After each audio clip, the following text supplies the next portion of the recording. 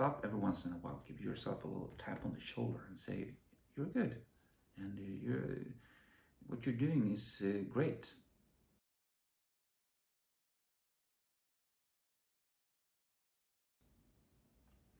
Hi friends, welcome back to another video. If you don't recognize me, my name is Koivumaa. I'm a watercolor nerd. I've been painting watercolors for quite some time, and today I do it for a living. I especially love painting moody landscapes, but I do paint a few urban scenes here and there and a few other motifs as well. And since I've been painting watercolors for quite some time now, I think I have a few good advice for you guys on how to improve your watercolors as fast as possible. Some good pointers from a guy that's been painting for a while. So let's get this video started, and we'll see what you think about my little tips. So let's jump into the first tip. The first tip is going to make a few of you guys maybe a little disappointed, perhaps mad. A few of you will probably turn off this video when you see this, but I'm a strong believer that if you want to improve in anything in life, there are no shortcuts. You need to invest time into whatever you want to learn and become good at. And I think that definitely applies to watercolor. Of course, it's good reading books about watercolors, maybe watching videos, maybe following me on Patreon and following my tutorials there. All of that is going to be helpful for you, but you do need to put down time, invest time in yourself and in the process of developing your watercolor skills. So if you didn't want to hear that, I'm sorry about it, but I really strongly believe that that is the truth. So the second tip, I think is quite important, and it doesn't have to be if you're learning watercolor, it could be any medium or anything else in life, I think. And that is having the ability to analyze your work and learning from your mistakes and also learning from your successes. And I think it's a quite a good idea to actually take notes after every painting you do.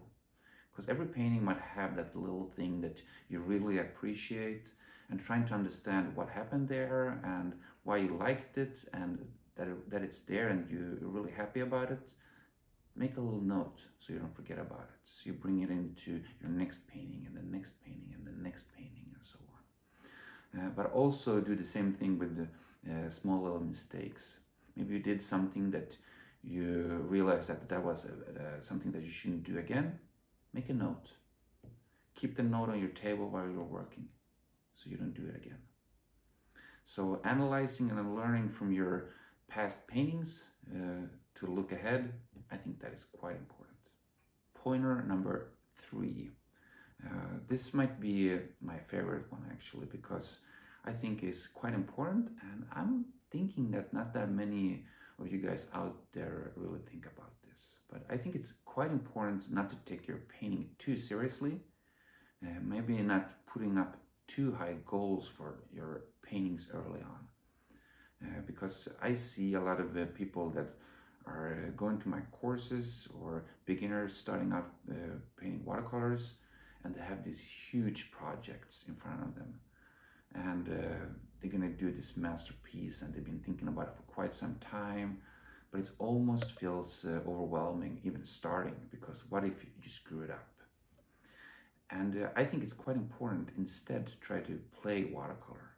Just having fun with the paints, not having too big goals. Just enjoying painting and enjoying the process, taking your time while you're doing it, and just having fun, experimenting. I think that is quite important. I still do that. I've been painting for so many years, and I still have fun painting. Of course, I do some projects that really drains my energy, and it really pushes my boundaries.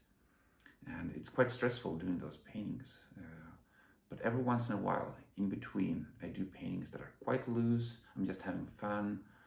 And most of the time, actually, those are the times where I really learn the medium of watercolor. I think that's going to be a big game changer for you. 4. This is something that I think a few of you guys need to hear, because I see that all the time. People are being way too hard on themselves, beating themselves up for small little things.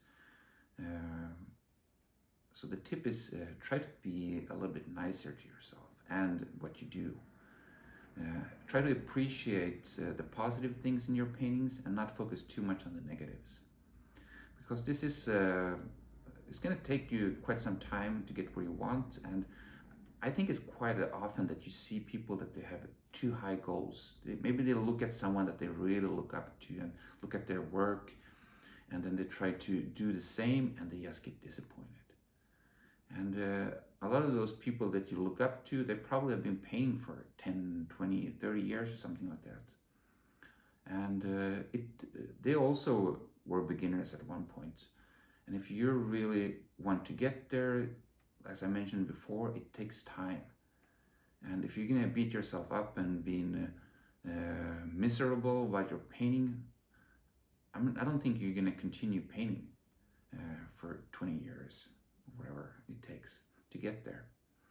So maybe it sounds easy, but it's probably harder than most people think. But try to appreciate the positives in every painting that you do and enjoy the positives in the process, because you're going to be learning new things probably with every painting that you do, and just enjoy it. Stop every once in a while, give yourself a little tap on the shoulder and say, you're good, and what you're doing is great. And I think that will give you a little bit more energy to keep pushing and learning and taking your paintings to the next level. So be nice to yourself, guys, okay? It's time for the last tip, tip number 5. And this is something that I see quite often. And I hear people talk about it quite often as well. And it's a thing that I think is unnecessary stress, especially for those of you that have big goals and big dreams within art. And that is struggling and worrying about if you're going to find your style of painting. And is it really realistic that to think that one day, maybe you've been having a good night of sleep, and in the morning when you wake up, you're like, now I know what my style should be. I mean, that could happen. I'm not saying that is impossible, but I think it's more realistic that your style will come to you over time.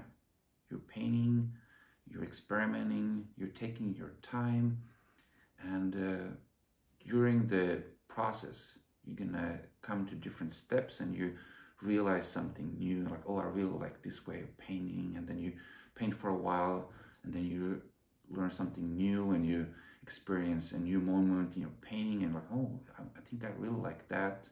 And then eventually you will have your own style. The style will find you if you just keep painting and putting down the time. And maybe that is stressful for some of you guys, but that goes back to the first tip that I gave you, that there are no shortcuts. If you put down the time, I really believe that the style will come to you. Since the paintings have been done by your hands, in a sense, it is your style. So don't push it, just let it happen naturally. I think that is a better mindset to have. There you have it. That's my 5 best tips for me to you, from a guy that's been painting watercolors for a few years, or longer than that actually. Really think about what I said, because it's not just words, it's actually things that I feel strongly about, and I think they might be helpful for a few of you guys, at least 1 or 2 of those, if you haven't thought about them before. If you're new to this channel, and if you're new to my videos, and you want to explore more about my painting and my way of doing it, you're more than welcome to take a look at my Patreon page. I post tutorials there every week, and it's a community that's growing every week as well. So check it out if you want. Okay guys, bye bye.